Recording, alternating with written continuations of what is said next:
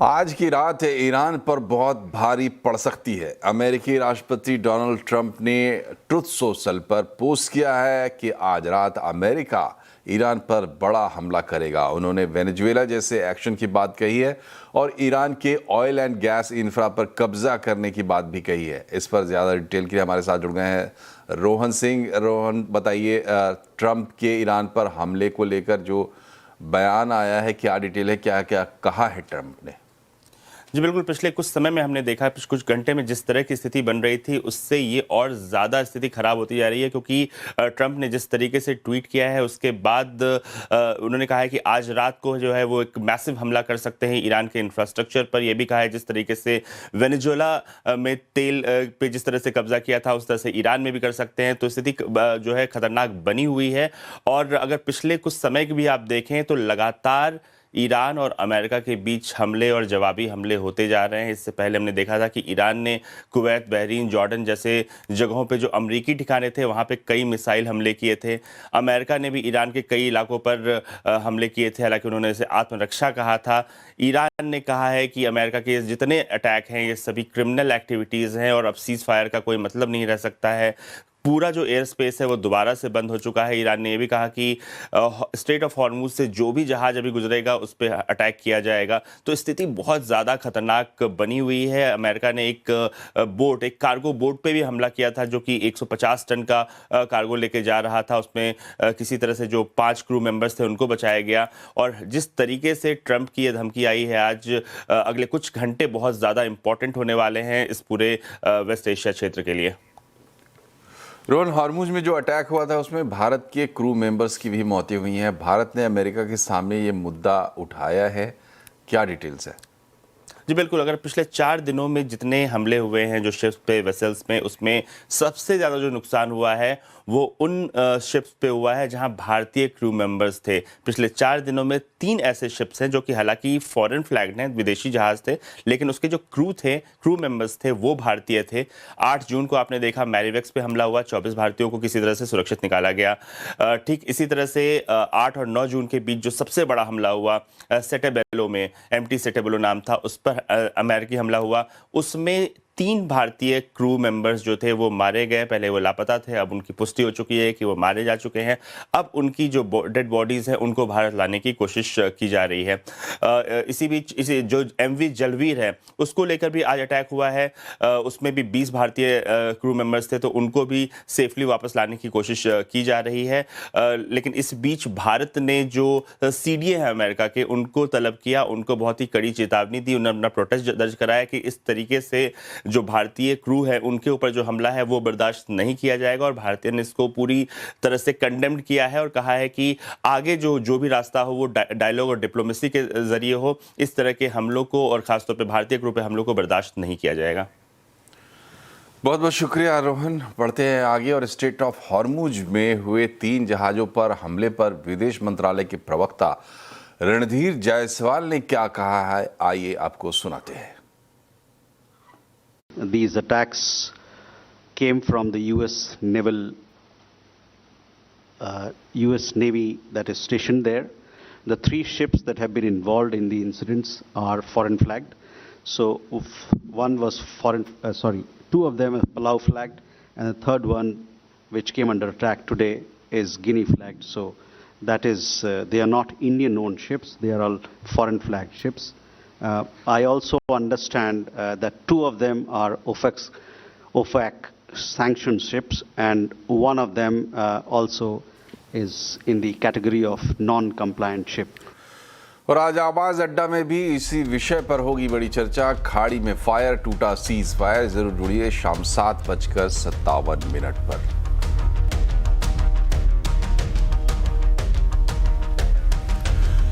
अब बात करते हैं बाजार की। सेंसेक्स वीकली एक्सपायरी पर बाजार में जोरदार उतार चढ़ाव देखने को मिला। सेंसेक्स और निफ्टी गिरावट के साथ बंद हुए हैं। मिड कैप, स्मॉल कैप शेयरों में बिकवाली का दबाव आज देखने को मिला। हालांकि निफ्टी बैंक इंडेक्स ने कमजोर शुरुआत के बाद संभलने की कोशिश की है, तो बाकी हाल बाजार का बचा रही हैं रक्षा रावत।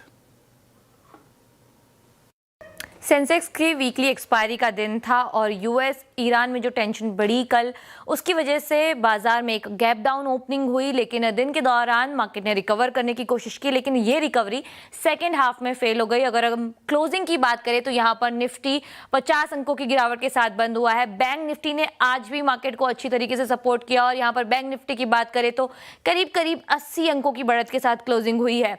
मिड कैप और स्मॉल कैप आज भी दोनों में भारी बिकवाली देखी गई और इन्होंने बाजार का साथ नहीं दिया। सेक्टोरियल पिक्चर की अगर हम बात करें तो खराब ग्लोबल सेंटीमेंट से आईटी सेक्टर आज का एक्सीडेंट बना और यहां पर देखेंगे 1.5% से ज्यादा की गिरावट यहां पे देखने को मिली।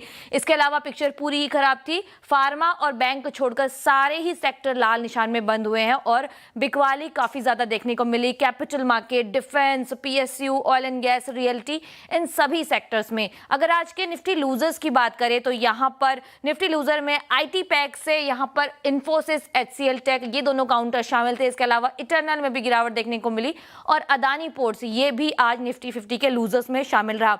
आज के अगर चुनिंदा गेनर्स की बात करें तो यहां पर बैंकिंग सेक्टर आज मजबूत रहा, वहां से आईसीआईसीआई बैंक, काफी अच्छे गेन्स यहां पर देखने को मिले। इसके अलावा ऑटो पैक से एमएनएम और कोटक महिंद्रा बैंक और जेएसडब्ल्यू स्टील जैसे काउंटर थे जिन्होंने मार्केट को सपोर्ट करने की कोशिश की, पुश देने की कोशिश की। अगर आज के गिरावट आईटी इंडेक्स एक्सीडेंट की बात करें तो यहाँ पे काउंटर्स थे जिन्होंने बाजार को सपोर्ट नहीं किया। एलटीएम, इंफोसिस, एचसीएल टेक, एलएनटी टेक, सब जगह भारी गिरावट देखने को मिली। तो आज का मार्केट ओवरऑल एक खराब मार्केट रहा। तो ये था आज के बाजार का हाल। और पश्चिम एशिया में तनाव और गहरा गया है। अमेरिका और ईरान एक बार फिर से आपस में भिड़ गए हैं। इसके बावजूद कच्चे तेल में बहुत ज़्यादा उछाल नहीं देखने को मिला है। आखिर ऐसा क्यों हो रहा है, क्या है वजह, पूरी एनालिसिस कर रहे हैं आशीष वर्मा। ये वॉर से पहले आप लोग को याद होगा कच्चा तेल थोड़ा सा सप्लाई ओवरहैंग था इस मार्केट में, इंडस्ट्रियल डिमांड स्लो डाउन हो रही थी, तो काफी लंबे पीरियड से $60 to $70 के इर्द गिर्द क्रूड कामकाज कर रहा था। वो तो जब ये वॉर की शुरुआत हुई, स्ट्रेट ऑफ हॉर्मुज का क्लोजर हुआ, तो अप्रैल में एक समय आया था जब कच्चा तेल इंचअप होके $120 प्रति बैरल के आसपास पहुंचता हुआ नजर आया था, पर टिका नहीं, वापस ठंडा पड़ा और लार्जली $95 के इर्द गिर्द गिव और टेक $5 कंसोलिडेट कर रहा है काफी लंबे समय से। आज भी आपने जैसे मेंशन करा सुबह 95-96 पे था। वॉर रिलेटेड ऐसा कोई अपडेट नहीं है और क्रूड फिर कूल ऑफ होता हुआ नजर आ रहा है। क्यों कूल ऑफ हो रहा है, जब मेरे ख्याल से रीसेंट हिस्ट्री में इससे बड़ा सप्लाई शॉक इस मार्केट को नहीं मिला है। और यूएस ईरान वॉर, वो स्ट्रेट ऑफ हॉर्मुज क्लोजर 100 दिन से ऊपर हो गया, ये सब चला ही चले जा रहा है। ध्यान रखिएगा, ये रोज सुबह जो अपडेट्स आते हैं, ये सारे जो जियोपॉलिटिकल कंसर्न्स आते हैं, ये हेडलाइन ग्रैब करने लायक ठीक होते हैं और एक कच्चे तेल में नी जर्क रिएक्शन आता है, पर असल में कच्चे तेल का मार्केट स्ट्रक्चरल डायनामिक्स को फॉलो करता है, सप्लाई और डिमांड को। तो इवेंचुअली उसी के पे ज्यादा रिएक्शंस आपको देखने को मिलते हैं। हेडलाइंस और नी जर्क अपनी जगह। क्यों नहीं चल रहा कच्चा तेल, अब वो समझाता हूं। इस वॉर छिड़ने से पहले मैंने दिखाया था आपको $60-70 पे क्रूड कामकाज करता था। वही समय पे इंडस्ट्रियल स्लोडाउन की शुरुआत हो चुकी थी। इस वॉर के बाद तो इंडस्ट्रियल स्लोडाउन ग्लोबली और बढ़ता हुआ आपको नजर आया है। इस वॉर के पीरियड में एक और इंटरेस्टिंग सरप्राइज स्प्रिंग अप हुआ था। नॉन ओपेक के सप्लाई बफर्स, अमेरिकास, उसमें खासतौर पे यूएस, गुआना वगैरह से खूब सारी सप्लाई मार्केट्स में आती हुई नजर आई, तो उन्होंने काफी हद तक कंपनसेट करना शुरू करा। अच्छा, इन हाई प्राइसेस कच्चे तेल के एनर्जी कॉस्ट जो बढ़ रही थी, वो बड़ा मैक्रो हेडविंड था ग्लोबली, खास तौर पे एशिया के लिए। तो सारी कंट्रीज कोशिश कर रही थी अपनी फ्यूल सेविंग्स बढ़ाने की, है ना, सबके सब कोशिश कर रहे थे फ्यूल को रैशनलाइज करने की, तो और डिमांड कूल ऑफ होती चली गई। Even EIA, energy information administration की जो बहुत लेटेस्ट ग्लोबल डिमांड फोरकास्ट आई थी, उसमें उन्होंने अपने ग्लोबल डिमांड फोरकास्ट को रिड्यूस कर दिया था, यही सब देखते हुए।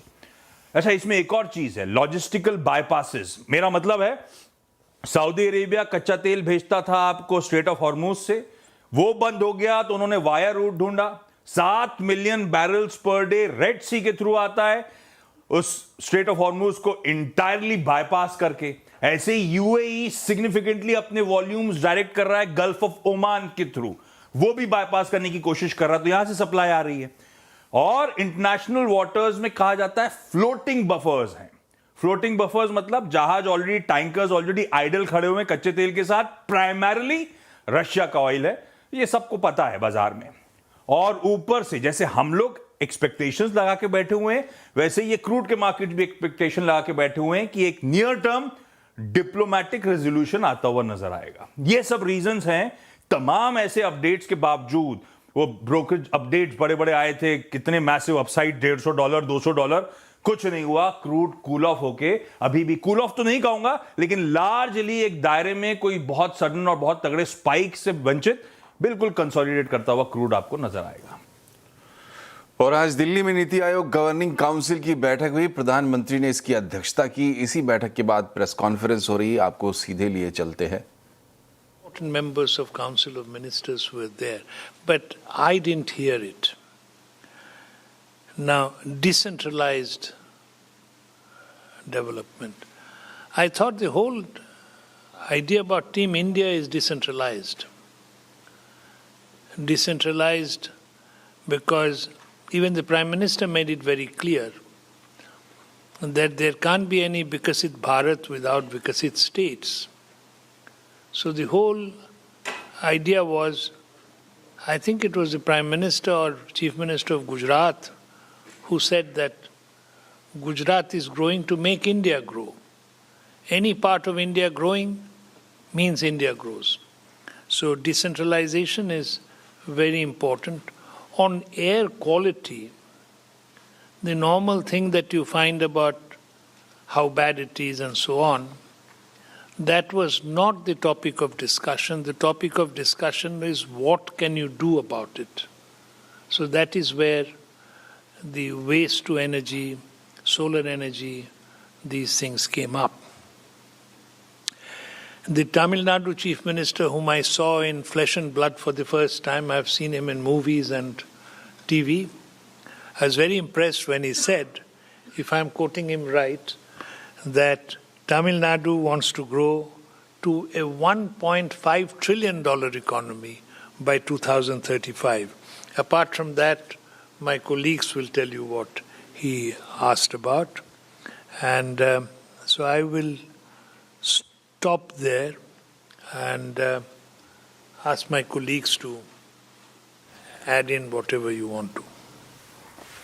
तो ये प्रेस कॉन्फ्रेंस नीति आयोग की गवर्निंग काउंसिल की बैठक, जो हाईएस्ट बॉडी आप कह सकते हैं, जहां प्रधानमंत्री खुद अध्यक्षता कर रहे थे, सारे राज्यों के मुख्यमंत्री भी मौजूद थे। और हमारे साथ है लक्ष्मण रॉय, हमारे इकोनॉमिक पॉलिसी एडिटर। कितनी इम्पॉर्टेंट है ये बैठक लक्ष्मण जी, और क्या रहा इस बैठक में?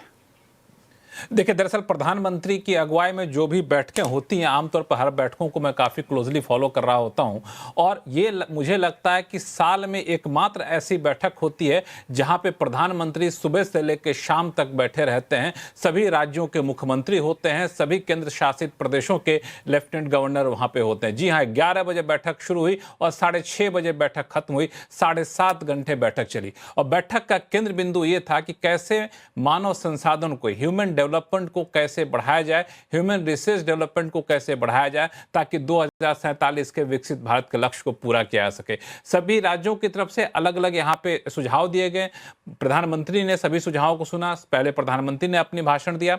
लेकिन यह बैठक ऐसे समय में हो रही थी जब वेस्ट एशिया क्राइसिस से पूरी दुनिया तबाह है, और भारत इससे कैसे निपटेगा उस पर सबकी निगाहें टिकी थी। तो जाहिर तौर पर इस पर चर्चा होने की उम्मीद या संभावना जताई जा रही थी, लेकिन सीधे तौर पर वेस्ट एशिया क्राइसिस पर कोई चर्चा तो नहीं हुई। लेकिन वेस्ट एशिया क्राइसिस से एनर्जी का जो संकट है, पेट्रोल डीजल का जो संकट है, उसको लेकर चर्चा यहां पे जरूर हुई कि उसको कैसे, एनर्जी को कैसे अफोर्डेबल बनाया जाए, आम लोगों के लिए सस्ता कैसे बनाया जाए, वैकल्पिक स्रोत को कैसे बढ़ावा दिया जाए, सोलर पावर को कैसे बढ़ावा दिया जाए, हॉस्पिटल, स्कूल, सार्वजनिक क्षेत्र की बिल्डिंगों पर सोलर पावर लगाया जाए, दूसरे जो वैकल्पिक ऊर्जा का स्रोत है उसको कैसे बढ़ावा दिया जाए, इस पर काफी फोकस हुआ। एक और चीज, डिसेंट्रलाइज ग्रोथ, यानी विकास को किसी एक जगह आकर सिमट कर ना रह जाए, अलग अलग क्षेत्रों में समान विकास हो, इसको कैसे आगे बढ़ाया जाए, इस पे चर्चा हुई। अगर संक्षिप्त में कहूं तो इस पूरे बैठक में 5 थीम होते जिस पे चर्चा हुई। ये 5 थीम में एजुकेशन था, एक स्कूलिंग था, स्किलिंग था, हायर एजुकेशन था और एक्स्ट्रा करिकुलर एक्टिविटी यानी बियॉन्ड क्लासरूम की थीम थी।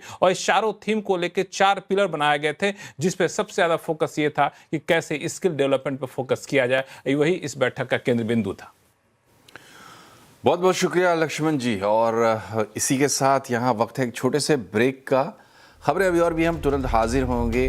बने रहिए CNBC आवाज के साथ।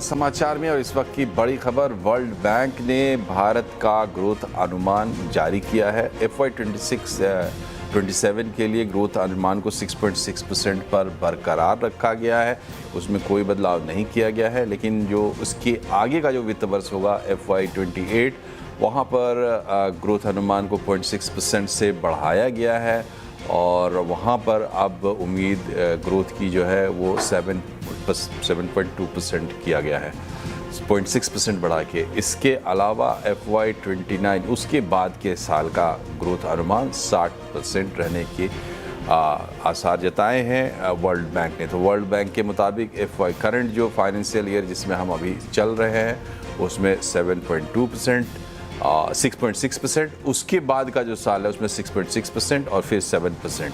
ये 3 सालों का ग्रोथ अनुमान वर्ल्ड बैंक के मुताबिक आया है। इस वक्त की ताज़ा खबर, बड़ी खबर।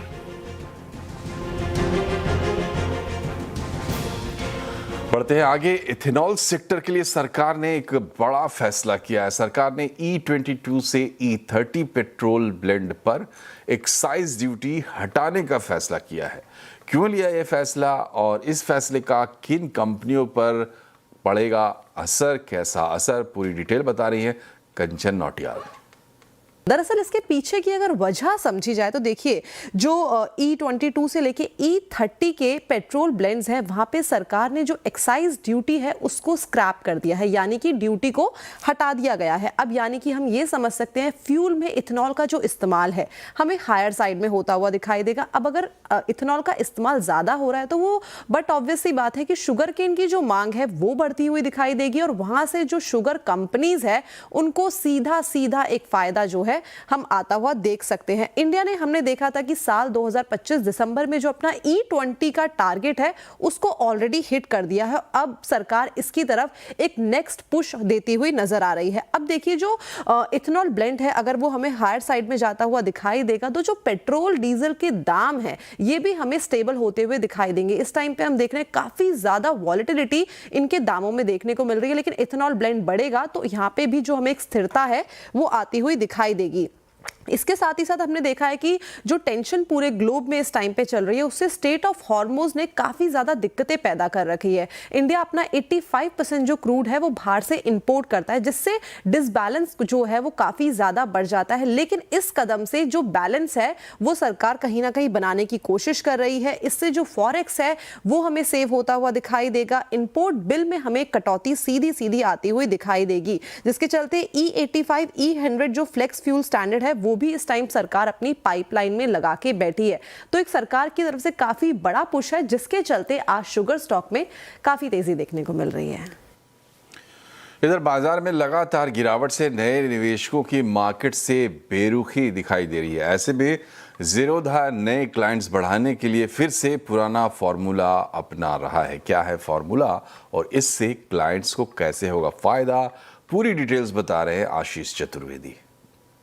मार्केट हम डिस्कस भी अभी कर रहे थे कि थोड़ा सा बोरिंग सा हो गया है, कैटलिस्ट की कमी है, कहीं जा नहीं रहा है और ऐसे में स्वाभाविक है कि जो रिटेल ट्रेडर्स हैं इनका इन्वेस्टमेंट पर फोकस, ट्रेडिंग पर फोकस थोड़ा कम हो जाता है। अब ब्रोकरेजेस को तो ग्रो करना ही है और इसी के साथ आप देखें तो चुनौती ये हो जाती है कि नए क्लाइंट्स को कैसे जोड़ें, कैसे अट्रैक्टिव बनाएं। तो इसी को ध्यान में रखते हुए ज़ीरोधा ने अपना पुराना फॉर्मूला फिर से अपनाया। दरअसल आपको याद होगा कि 2018 से पहले ज़ीरोधा बहुत एक्टिवली ब्रोकरेज रेफरल प्रोग्राम करता था, यानी अगर आप ज़ीरोधा के ग्राहक हैं और आपके पास ज़ीरोधा का अकाउंट है और आप किसी और को रेफ़र करते हैं तो उसकी जितनी भी ब्रोकरेज जनरेट होगी उसका 10% आपको मिल जाएगा बतौर कमीशन के और साथ में 300 रिवॉर्ड पॉइंट्स भी आपको मिलेंगे, जिसका इस्तेमाल आप एएमसी भुगतान या फिर जो एडिशनल सर्विसेज हैं उसे अवेल करने के लिए कर सकते हैं। और 2018 से पहले आप देखें तो ज़ीरोधा बहुत एक्टिवली इस चीज़ को प्रमोट करता था। मुझे याद है अपनी वेबसाइट पर वो बताते भी थे कि अगर आपने 25 अकाउंट रेफ़र कर दिए और वो दिन में 2 ट्रेड कर रहे हैं, 2 रुपये प्रति 20 रुपये की ब्रोकरेज होती है, तो 2 रुपये आपको पर ट्रेड यहाँ पर मिल गए, तो उसके हिसाब से दिन के 500, महीने के 11,000 और साल के 1,32,000 रुपये तक आप 25 अकाउंट्स के रेफरल पर कमा सकते हैं। इसको बहुत प्रमोट करते थे और आपको सुनने में लग रहा होगा कि शायद इतना सिग्निफिकेंट नहीं है, लेकिन ज़ीरोधा बहुत लंबे समय तक, सालों तक देश का नंबर 1 ब्रोकर बना रहा है। और आपको जानकर आश्चर्य होगा कि जो क्लाइंट बेस ज़ीरोधा का है, इसमें 50% का जो हिस्सा है ये रेफरल प्रोग्राम से आते थे, यानी लोग खुद रेफर करते थे और इसी के चलते आप देखें तो क्लाइंट एक्विजिशन में लगातार ग्रोथ यहाँ पर देखने को मिली। लेकिन आप सोच रहे होंगे कि इसको डिसकंटिन्यू क्यों कर दिया गया। अब दरअसल इसके 2 पार्ट्स हैं। दरअसल अप्रैल 2018 में आप देखें तो ज़ीरोधा ने कहा कि ब्रोकरेज रेवेन्यू शेयरिंग जो है वो बंद कर रहे हैं, क्योंकि इसके ऊपर रेगुलेटरी क्लैरिटी नहीं थी।